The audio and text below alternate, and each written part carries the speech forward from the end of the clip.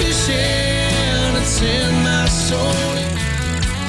Welcome to the Salt Strong Podcast, disrupting fishing entertainment as you know it. Prepare to laugh. Prepare to get to know fishing legends in a whole new and unfiltered way. And on occasion, you might even learn a thing or two about fishing. Here's your host, Joe Simons. Like diamonds.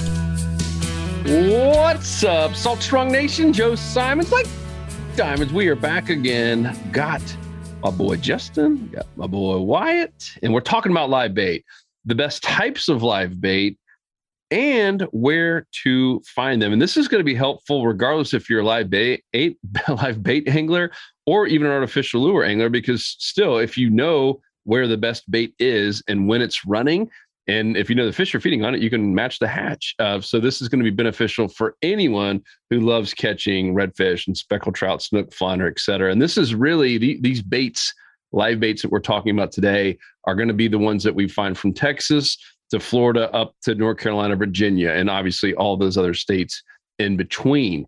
And we'll be talking about everything from, we'll include shrimp in here, and obviously mullet and pogies and pilchers and sardines and mud minnows and all kinds of cool stuff. So who wants to start this thing off? And because if you're listening, we're here in our homes in the middle of, I guess, apparently another COVID breakout.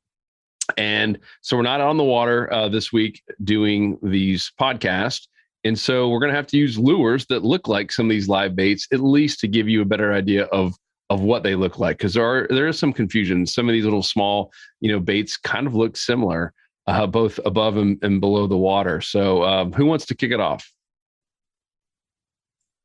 I will hop in there. TikTok. Okay, there we go. I'm on it. So really excited to talk about this because, there is a time and place to use bait. Even if you don't use bait, I think the biggest part of this podcast, like you said, Joe, is to better understand what bait is in your area, what time of the year is it going to be there, and what's feeding on it. Because if you understand that, that's a key element to better present your offering. Whether you're going to use the same live bait and you're going to get a cast net or sabiki or a high-low double dropper rig to catch croakers, or you're going to use a bunch of different artificial lures to best mimic that bait, the first thing you need to keep in mind is what bait is in your area.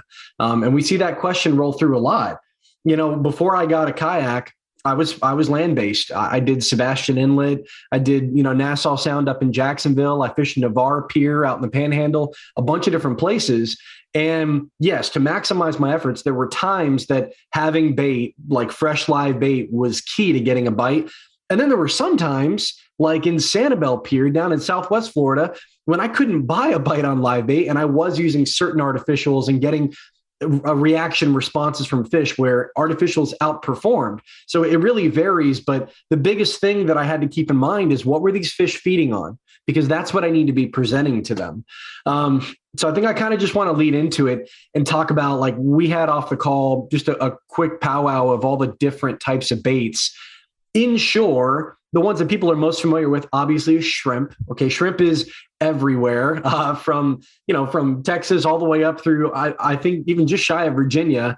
Shrimp's probably the most prominent and abundant bait fish out there, and a bunch of different types of shrimp. There's white shrimp, pink shrimp, brown shrimp, shrimp cocktail, shrimp on the Barbie, all kinds of different shrimp. But that's a number one given anywhere in inshore waters or even right off the beach. Shrimp is one of the most, everything eats shrimp. So when in doubt, that's why you'll see in, marinas and piers and jetties and little local bait shops, live, dead, frozen shrimp is like the go-to because everything eats it. So that's kind of like, I think, the default that people will look to if they want to just catch something. Shrimp is probably the main course, and that's probably the most abundant bait fish. You guys agree? I do. Oh, for sure. Yeah. After that, mullet. So I think mullet are very abundant. Wyatt, you've talked about following the mullet schools over in Texas right now. We've got the mullet run coming up on the Atlantic coast of Florida from, Georgia line down all the way through Miami. We get herds of giant mullet that'll start making their way out onto the beaches. Are they called herds? Is that herds of mullet? Got them herds, schools of mullet. I don't know. Maybe, a school of mullet to me is like a pod, but during the mullet run, it's like miles. So I think it's a herd. I think it's a stampede of mullet. Ooh, That's I like that technical term. But for mullet, I mean, even within mullet, there's two different types, guys. You've got striped mullet and you've got silver mullet. This one's got a little bit of a black back, but the silver mullet don't have any stripes to them. And both can be found both on the Atlantic coast and the Gulf Coast. But I think different times of the year, and there's some that are more prevalent than others. During the mullet run, generally speaking, I see smaller populations of smaller silver mullet on the beach. And then the really, really big ones are those big striped mullet, the really, hog legs, like 12, 15-inch, 4 or 5 pound mullet, like massive mullet, make their way out onto the beach in the next month or two.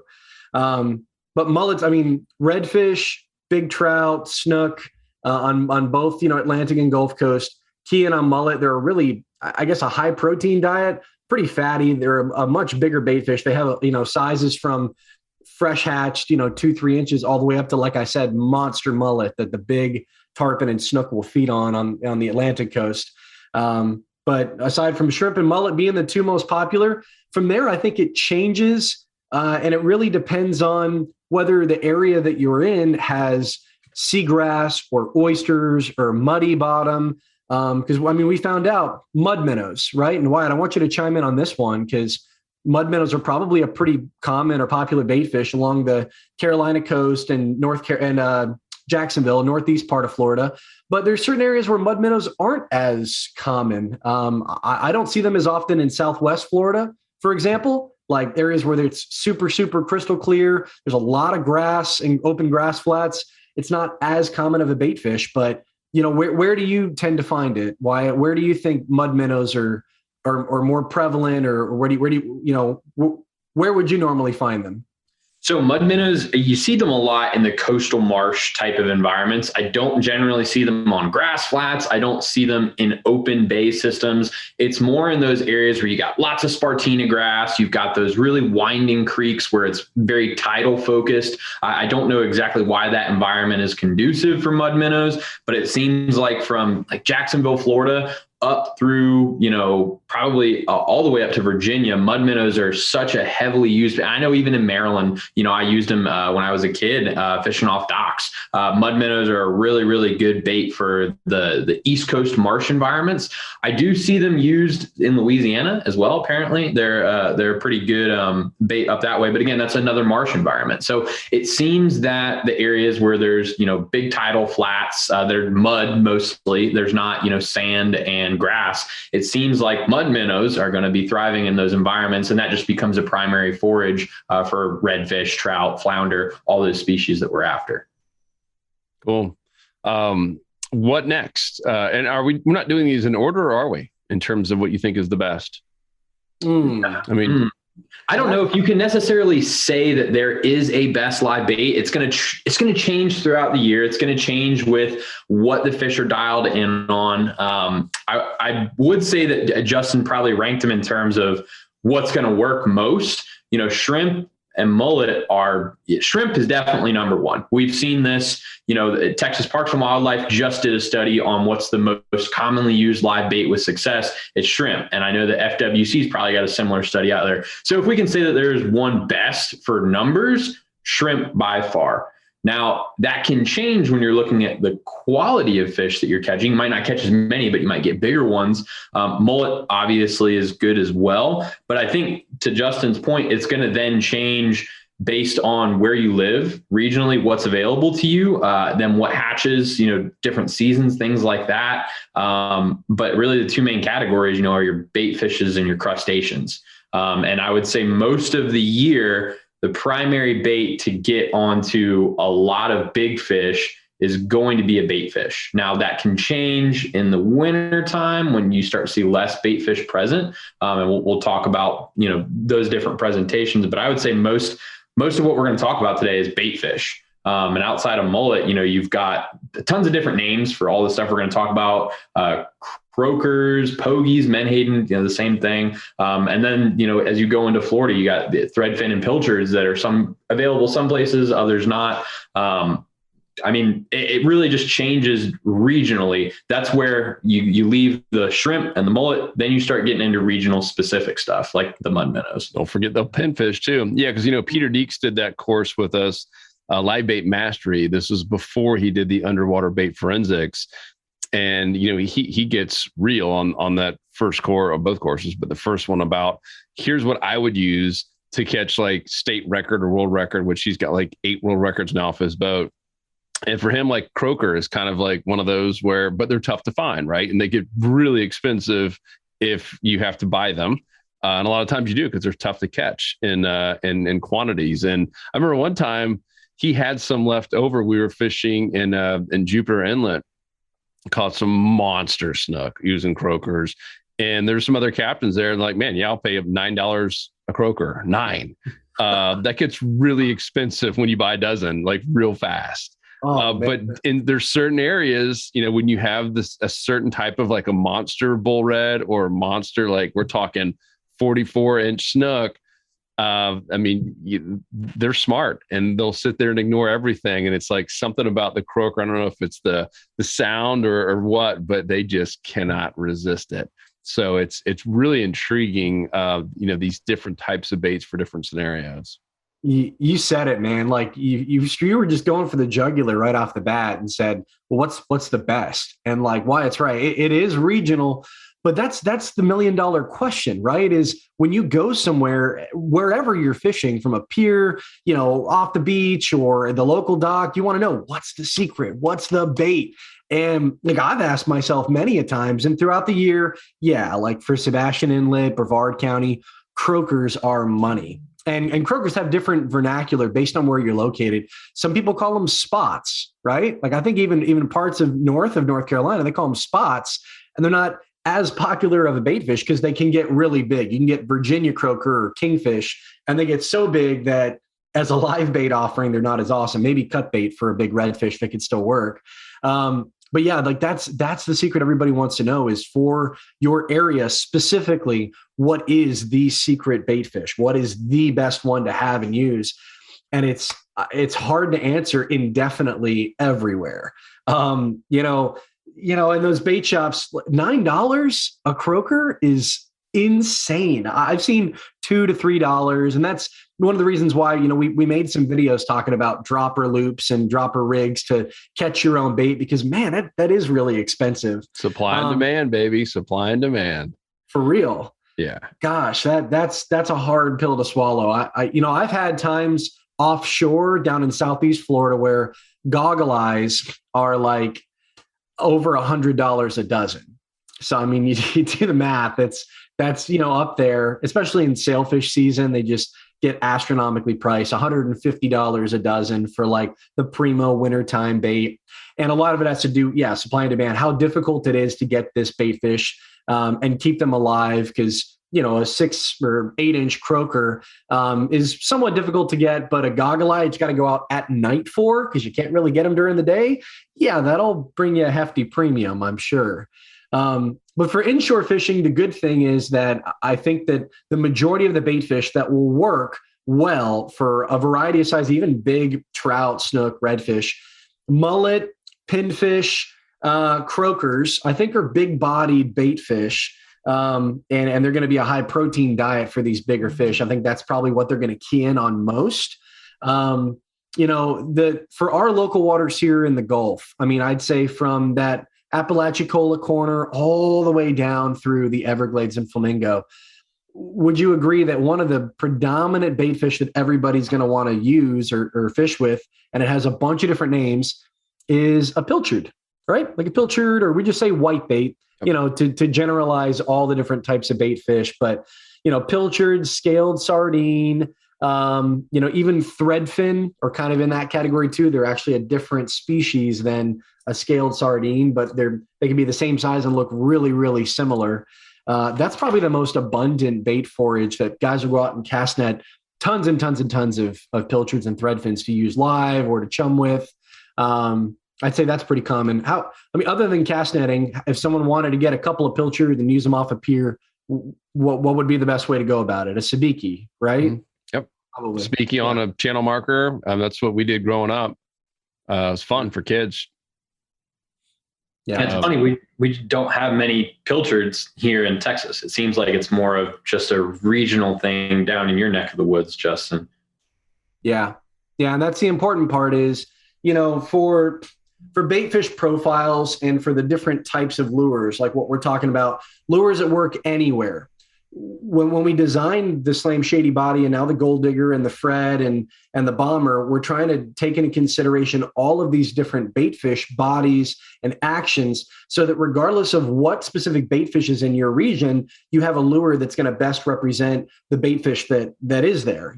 So for the Bomber, for example, I think the Bomber perfectly imitates mullet. Like I really do. I think that is a perfect mullet imitation. Could even be a croaker imitation. You slow it down, work it closer to the bottom. It's a little bit bigger body, bigger tail. It's got a bigger profile. And that's really what that's trying to mimic best. And then along the lines with like Slam Shady 2.0 and Gold Digger, mud minnow. Like to me, that screams mud minnow. In those coastal marshes, I'm thinking, man, like I am overdue for some big flounder in Hallover Creek in Jacksonville. It's going to be that time of the year where the big flounders start popping up. And that either weedless, if there's a lot of oysters, or on a jig head, I think perfectly imitates a mud minnow. And that's going to be the main forage for flounder this time of the year. So again, it's region specific, right? It's the bait fish within that region, the time of the year, and the species. So let's go into that because I think that's important because we could sit here and debate our favorites.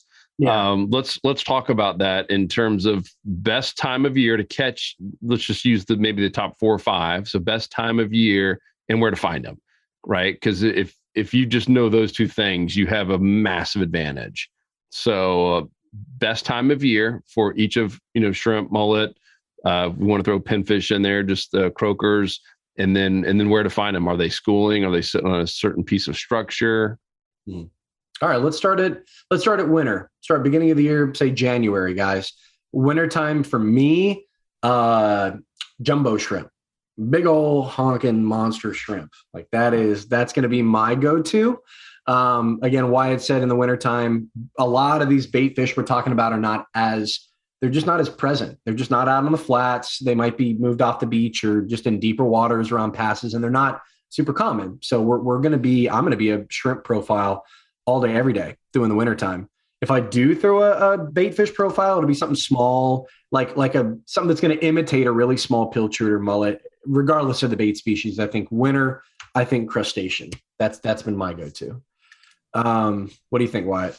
Yeah, I'd have to agree with you 100%. It just seems like come winter time, most of those bait fish migrations occur in the fall. So a lot of them move out. And the ones that are left are, predated on really heavily by those trout and those redfish and the flounder that are heading out as well. So their numbers are just at an all-time low throughout the year. And it just seems like fish are going to then adjust their diet to what's most prevalent. And that seems to be shrimp. That's why a lot of times you see these redfish that are in the creeks, in the marshes. That was when I had my best times for redfish because I'd get back in there. I'd find those holes where I knew that those redfish would be down in, digging around in the mud for crabs and shrimp and just, any kind of shrimp imitation, the power prawn, live target shrimp, gulp shrimp, whatever you want to use. Crustacean profiles are best in the wintertime, in my opinion. Now, that's not to say I won't throw a paddle tail around to cover some ground, but it's never going to be bigger than 3.5 inches. I do not like to use big paddle tails in the wintertime.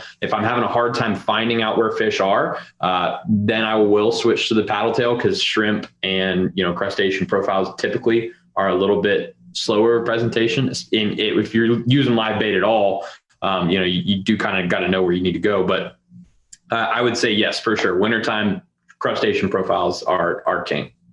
Yeah. Cool. All right. So winter was easy. We're obviously going to save fall to the end because we're about to be in fall pretty soon. It's a exciting time for big baits, and I cannot lie. So what next? What happens after winter? Spring?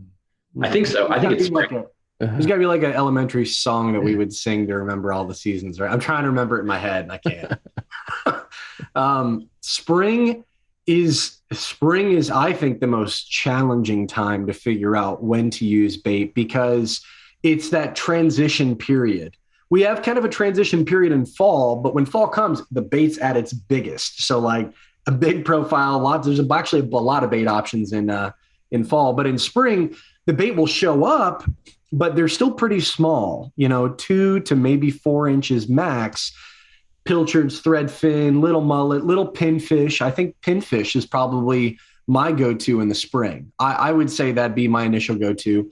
I've used pinfish in March and April at Sebastian Inlet, and I've got nice snook and a couple redfish.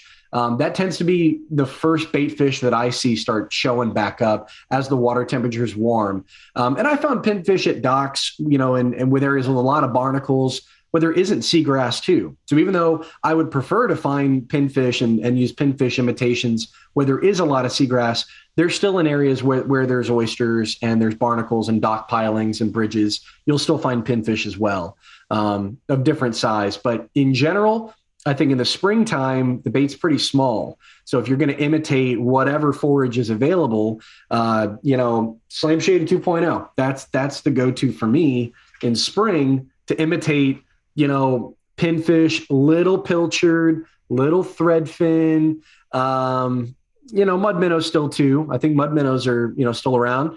They're around year round, I think, but in spring they'll pop back up again. Just all kinds of stuff. It's hard to say best for spring, I think, because it's so transitional. There isn't like a mega bait fish where everyone's like, this is the go-to.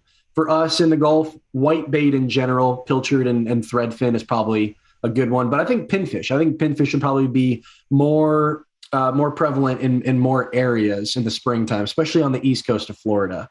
So I'm going to go with pinfish.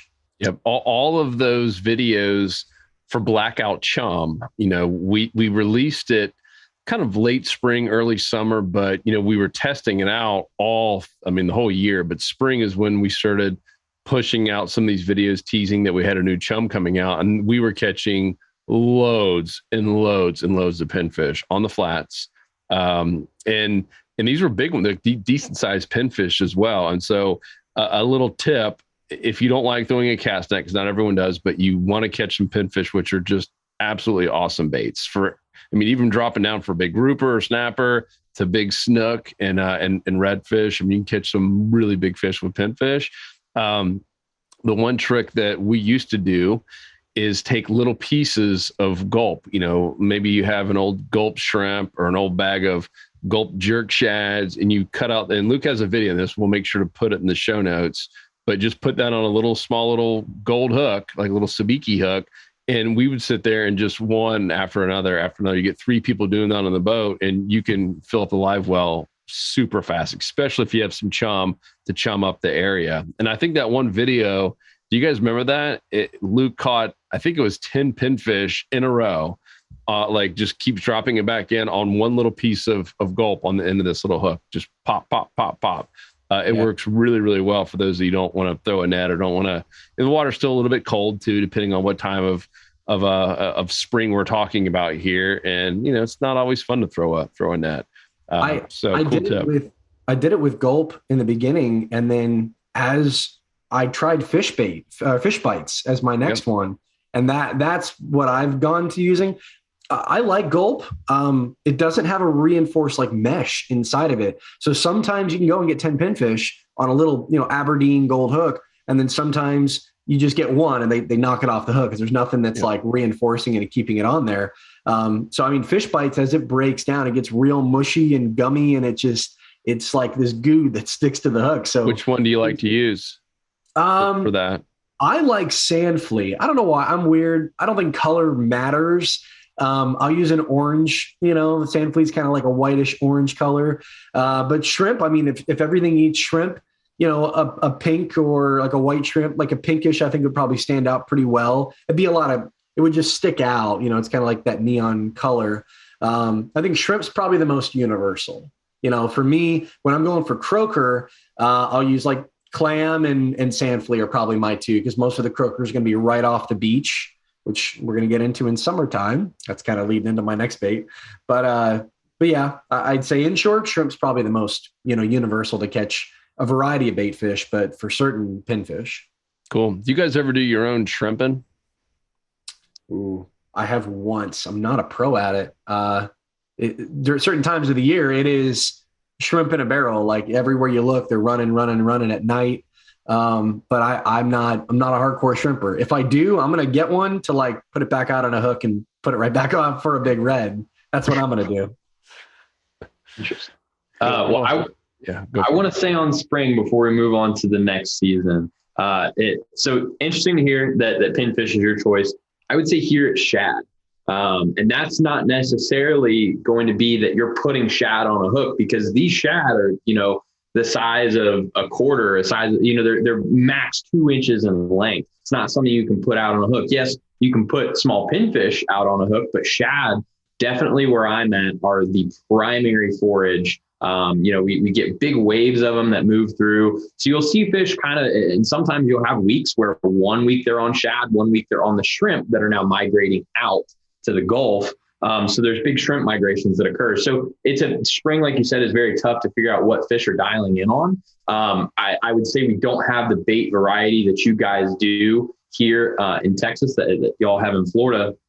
So it seems like shad becomes the number one bait fish that these fish, redfish and trout dial in on for sure. So that's when I'm throwing my really small 3-inch paddle tails. I'm throwing little, 1/8-ounce spoons, really tiny, shiny presentations, even little mirrodines that I can put up near those schools of shad. And you'll see it looks like raindrops on the water. They're so tiny, but you're seeing redfish. This is when you get the fattest redfish of the year because, they're filling up on shad oil, things like that, busting on shad. But it's stuff like that. That is a perfect imitation for a shad. You're going to throw that around those schools that are jumping around, and you're going to get onto a lot of fish doing that because at least here there's waves that occur of those bait fish. So that would be my choice for sure is shad. Is that an Aqua Dream spoon? Yeah, this one, I basically got for that reason. This is technically they call it the golden. See if that'll focus. The golden shad. Pilchard. Yeah, golden pilchard spoon. Pilchard shad. Shad, there you got American shad, you got threadfin shad that are freshwater and saltwater. The specific species, they all look so similar to our whitebait. So like the shad over where you're at could even be like, it kind of look like a small pogie, right, Wyatt? Like over in the Carolinas. But I don't know exactly what shad I don't think they're threadfin. They're either American or they're I'm not sure. They're so tiny. I've never actually examined one, but they don't have. They're straight silver. They don't have any distinctive markings on them. So they could be tiny pogies. They could be small American. I have no idea. Cool. That's awesome, man. All right. So that's spring. Now let's go into summer. That's no contest. Croaker for me.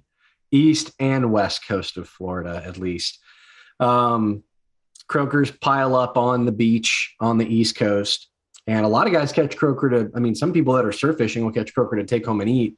If somebody catches croaker and they don't want to keep any and they got them on their surf rig, I'll go over and ask, hey man, are you gonna use that? Because I will put it on a circle hook, flip it right back out and get a big snook or a big redfish right off the beach. Tarpon too. But croaker, I think, is the biggest one for me.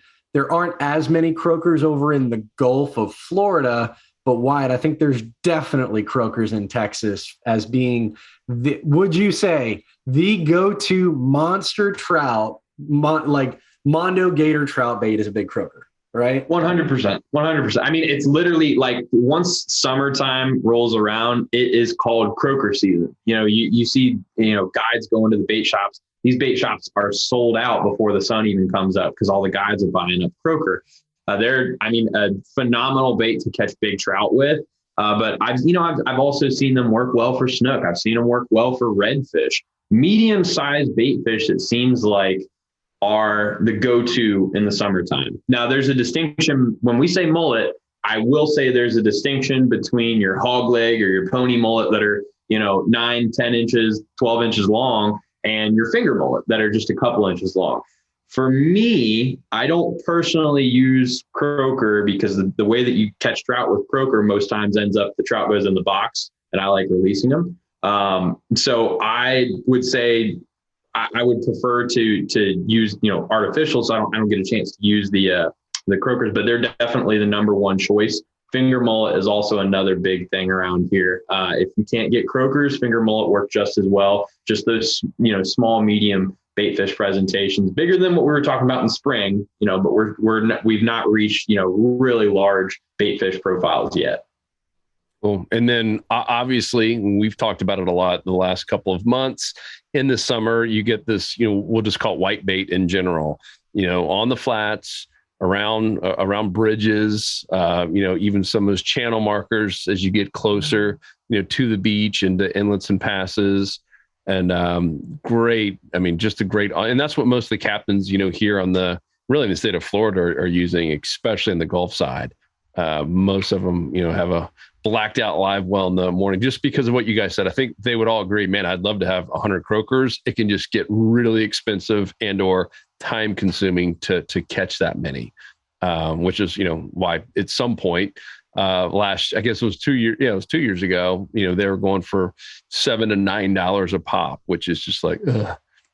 So then again, would you pay $9 if you almost knew guaranteed that you're at least going to get a strike? Not you're going to catch a fish, but basically there's certain areas where if you put the right size lively croaker down, you are going to get a strike. Doesn't mean that you're going to land the fish. You might break off, you might spit it out, but you will get a strike. I'd pay $9 for that. I would now. That's hard. It's changed over the years.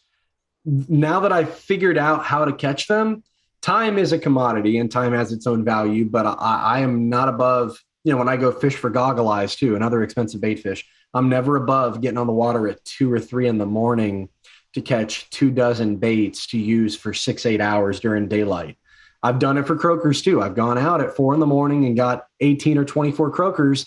It took me an hour and a half, 2 hours, but to me, I was okay with that amount of time, knowing that if a croaker's $9, like take my eyes, but not like, it's a balance. Once you figure out how to catch the bait, even though it's going to require a lot of effort and some, knowing areas you can go, the bait is, I think a lot of it is that it's not like there's only very specific areas to find them. It's the time in which you have to have your bait catching rig in the water to get the bite, and over time getting 12 or 15 or whatever. Some people just want the instant gratification of like, oh, bait guy got it yesterday. It's been sitting in a live well at a bait shop. All right, here's like, $50. God, that hurts to say. and here's your bait and you go fish for the day. Convenience. If I'm in an area that I'm not familiar with and I know that that's the bait that's going to work, I'll go buy it. But if I have fished that area 2, 3, 4 times, I'm going to put in some work. I'm going to research and I'm going to figure out how to catch it, keep it alive as long as it doesn't require it sloshing around in my truck, and go out to the same spot with a fresh caught bait that I know I've only handled. To me, I think that a fresh bait you catch yourself is like that quality control thing. And sometimes having a bait that hasn't been manhandled for a week or fed in a pen or whatever, I don't know, maybe it's superstition. I tend to feel like I catch more fish on that than a store-bought bait. Interesting. Cool. All right. So summer's ending. We're going into fall. Exciting time. We got mullet run for a lot of us. What else? What's happening in fall? You guys, White already kind of touched on it. Baits are big, fun times. Yeah. I'll say something that I'm already starting to skip. I'm starting to see trends occur. And the first thing that I would say I'm seeing now is really big menhaden. And they call them a lot of different things depending on where you live. LY Hollywood called them over in the coastal bend of Florida, over in Carabel, they're called LY. Over in the Carolinas, they're called pogies. Further north of that, Virginia, Maryland, they're bunker. Here, I believe, people just call them menhaden. I've heard them called pogies here too, but it's, they're a pretty interesting fish. They're really oily and they're really fat. So I think that if you're going after redfish specifically, dead cut menhaden is such a great way to go. If you can get live ones, obviously those work really well, but you don't even have to spend the extra money on live ones, because a dead one, it works, I've found, just as well, if not better. It's such an oily, smelly fish that those reds pick up on it really quickly. When I've been heading out to the jetty here recently, I've been using cut menhaden and cut threadfin shad, just because there's been a weird influx of threadfin shad here, really big ones, and they stay on the hook a little bit better than pogies do. But big smelly bait fish, I cannot tell you how well those work in the fall. And then, big mullet, obviously, as well. They're so prevalent. They're a go-to for everybody because they're pretty cheap. But if I had to choose, I would say a big pogie would be my bait of choice. I used them in the Carolinas for big flounder. And I've been using them here for big redfish. And I know that they work a lot of places if they're available in that region, obviously. So that would be my choice. I know you just got back from Louisiana. Did you see those big slicks out there? Yeah. I mean, they're prevalent there as well. You go across, you'll see sharks and bull redfish blowing up on men, and you can literally smell the oil coming off of these fish. It smells like watermelon. And you've probably been out on the water and smelled it, and you don't even realize it. You think maybe someone brought a nice snack on your boat or something, but you smell these slicks, and that's all menhaden, and the fish pick up on that underwater 10 times over you above the surface. So I cannot say enough that menhaden is such a great bait in the fall. So that is I know I've kind of cheated a little bit and said one or two baits for the last couple of seasons, but I'll say in the fall, menhaden just cannot be beat. Yeah. And when we were in Louisiana, this would have been October, so fall. And that's all we did. We had no spots. Like, we literally had nothing in terms of a GPS spot. And we just went out there in the bay, and we had binoculars, and we looked for the menhaden oil slicks. And as long as it's not too rough, I mean, you can see them. Like, it looks like an oil. It looks like someone spilt oil, like a tanker. And you just go there, and then you shut the motor off, and you make a cast with a popping cork and slam shady, and all of a sudden you're hooked up to big redfish or sharks or even monster catfish. Really, really wild. It was just like a dead giveaway of where the predator fish were going to be. Yeah. The one caveat to this, I will say, menhaden are not necessarily the best bait for trout, just because they're so wide. I don't think that trout would want to hit a bait like that. At least most of the ones that we're after, they probably can't fit them in their mouths. I don't know about snook. I don't think menhaden's probably a popular bait in snook zones. But most of the fish that I'm targeting in the fall, the species that I'm after, which is another big thing, whatever species you're after, you should kind of know what their primary forage is that time of year. It's mainly redfish that I'm talking about here. Yeah. Flounder will go after pogies as well, pretty well. But redfish, flounder, not necessarily trout or snook. So Justin, maybe you can touch on some fall baits for snook and kind of fill in that gap there. I think it goes back to regional, like I don't see, I wanted to just say, as funny as it sounds, in Tampa, like right out the central West Coast, some guys call pogies shad. When you're chunking for tarpon, some guys call we call it turbos, like the monster, 10 plus inch pogies. Guys have called them shad and chunking for tarpon off the beach, off Egmont. So it's funny, like the names of what things are called in different areas. We call them shad in that section of Florida. And, for regionally, like fishing for snook and trout, I don't normally find pogies or menhaden south of like Sebastian Inlet, central east coast of Florida. From about there north, I'll find them of all different sizes. And the further north I get, the more common that bait fish is. And then on the Gulf side too, I found them at Cedar Key. I found them off the Panhandle, and I would say it's a summer and the majority being fall bait fish until we get some cold fronts and some hurricanes and things mix things up and the bait disappears. I would agree. That's the go-to bait. And it will definitely work on snook if we had it down south of about central Florida. If pogies were there, I would even argue to say that a pogie might beat out a croaker, honestly, if they were present. But we have mullet, right? And so, yeah, at least in a lot of Florida, you got the mullet run. And that's a cool time to catch big tarpon and big snook using mullet. And I remember the one time we went right off the beach and just basically foul hooking these mullet, throwing them on a circle hook and throwing them right back out. I mean, it's chaotic. Something that everyone must experience if you haven't done it. It's like a world wonder, really. Like when you see it and you get on it and you can say, I mean, that's a story to tell your kids. Like I would say that, like I was there for the mullet run of August 2011 in Nassau Sound in Jacksonville. It was like someone had a shotgun start And I'm watching tarpon mill around and blow up on these monstrous mullet. But then one day, I think I came out before a big storm front was coming through, and it was, again, herds, stampede of mullet, just go, go, go, go, go. And it was like out of the blue. It was incredible to watch. It was like fish were just backflipping over top of each other, and very, very cool experience. Makes you want to, be fine-tuned to the weather and get in on the action while you can. Yep, that is awesome. So what else for the fall? I would say another bait to touch on for the fall, at least when I was in the Carolinas, and I know we were talking about bait fish mainly, but in the fall in the Carolinas, if you went up to the Outer Banks and you threw out some blue crabs, you were going to catch a monster old drum. They call them up there. And those are your 40s and 50s, your really big redfish. You put blue crab in the surf, you're going to get a big bait. Pretty much you're going to get a big redfish guaranteed. And I know a lot of people do the same thing here in Texas on the jetties. You put out some of those blue crabs. I'm seeing a lot of them up near the shoreline. I literally caught one. I dangled a little mullet in front of one so I could put it out in the surf. They're starting to show up more, and I know that the big redfish are on them as well. And that's, we talked about you get a lot of big redfish in the spring because they're eating shad. Well, big redfish also come from crabs as well. So you want to get a big redfish in the fall in the surf. I'd say put out some blue crab. You will not be disappointed. It's a little bit of an extra out there. I wouldn't say it's the best bait to use, but it's a very tactic specific bait. Love it. We'll have to do I'm looking at the time. We'll have to do a completely separate one just on the rigging.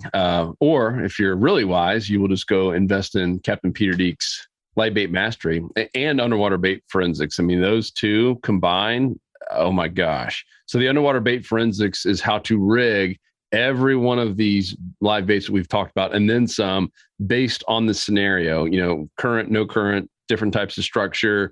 If you're free lining it or if it's under a cork or a weight, amazing. And then the other one is where to find all of the different types of baits and rigging it and fishing it, the entire presentation. That's a big part of it, right? I think so many people, you hear live bait and you kind of think like lazy man's fishing, right? You get the live bait and you throw it out there and put it in a rod holder and you have your bush light, which is all great and fine and dandy. We've all done that, or at least I have many times. And it's not like when Captain Peter Deeks, like he doesn't want any rod holders except maybe put a rod in there while he's, bringing netting a fish. But I mean, no rod holders. It's active live bait management, where many times he's got the spool open and he's feeling every little small strike with his fingers. I mean, it's intense. It's kind of like you're fishing with a lure, but you have a live bait doing the work for you. It's really, really fascinating. Everyone, even some captains who have been through that course were like, holy smokes, no wonder Captain Peter Deeks is doing the stuff he's doing. No wonder Bill Dance has hired him as kind of his go-to guy for catching monster fish, on camera for a TV show. It's really, really fascinating. So you can see all of that. It's saltstrong.com. In the product section, we have all of our mastery courses. I believe it's like 28 now, 28 or 29 mastery courses. And that was one of my favorites. We don't do as much live bait fishing, but when it counts, like when you want to go catch a potential state record or a PB record, more likely, live bait's tough to argue with. I think for overall consistency and just getting strikes, I'm going to go lures, and it's just, easier, not as messy, quicker. But doggone, it's tough to argue if you've ever done it or been out with a guide like a Peter Deeks and you see the size of fish they're catching and the live bait, it's really tough to argue with. What else, guys? What do we leave off? Minus the obvious stuff. I mean, we could have talked about this for hours. I mean, I'm thinking right now, my next upcoming trip, in the fall months, Wyatt, you and we all know big redfish are going to start schooling up. And when they're schooled up, it's the big bulls, and it could be a school of 50 or 100 plus fish on the flats or right off the beach. I mean, it's very visual. You can see them and get up on them. And even though big, going for big redfish, you want to use bait. In the situation where I'm targeting a school that I can actively see, I won't use bait, at least not for redfish. So we have a weird time of the year where these big redfish are at schooling. You can see them, you can get up close to them, and the school's moving pretty fast. You need to have a lure. I like to use lures. I'll just go right onto it. A big topwater or a Slam Shady bomber are probably going to be my go-to lures for big redfish here over the next 2 months. We're going to have this window of opportunity. If you know that they're in the area and you can pick them apart, the only problem with bait is that, when it lands, it's going to make a cannonball sound. And when you're trying to get up on these schools of fish that are milling around or, moving at a straight path, you can completely deter and just wig out these fish by throwing a mullet through the air or a croaker or chunk of crab. It might work if they don't hear it splash, but oftentimes it's going to, and it's going to, the hamburgers don't fall from the sky, right? So, in that situation here in the summertime, in fall, this is what I'm going to go to. I'm going to have, a moonwalker or a big skitter walk, and I'm going to have a bomber on a heavier, like a 3/16 ounce or even a 5/0 quarter ounce, so that I can just absolutely launch it in front of that school and present. That's the time of the year where you can go out and get a really, really big fish on artificial. So even if you don't have bait, at least here for this time of the year, you can still get a big one, and particularly redfish on artificial, because you can cast multiple times, present multiple times. You don't have to re-rig or worry about, knocking out your bait mid-cast. So definitely don't discredit. These would be the two that I would have, as the live bait alternatives, to make sure that I've got casting distance, I've got good presentation that mimics what they're feeding on. And sometimes, I don't have to worry about getting squirrely when it lands in the water. It's going to have all the action. I'm going to be working it the whole time and getting them hyped up. So that's my little tip I'm going to leave you guys with if you target any schools of redfish here this time of the year.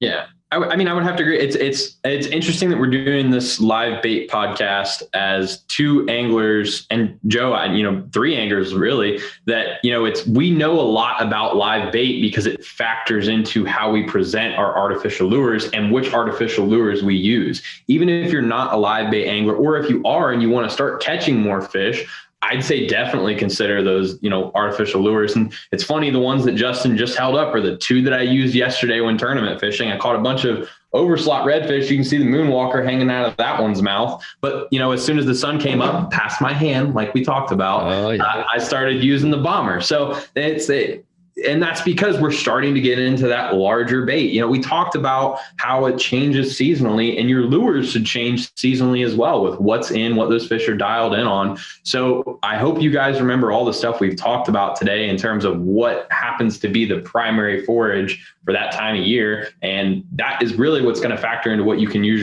what you use as far as lures go. And you'll see a lot more success by trying to match that bait with the lures that you're using. Like I said, we're getting into larger bait fish. So those big bombers, those top waters, the moonwalker, those are all really great choices for the season we're about to get into. But always try to keep live bait in mind, what's going on, so that you can choose the right lures as well.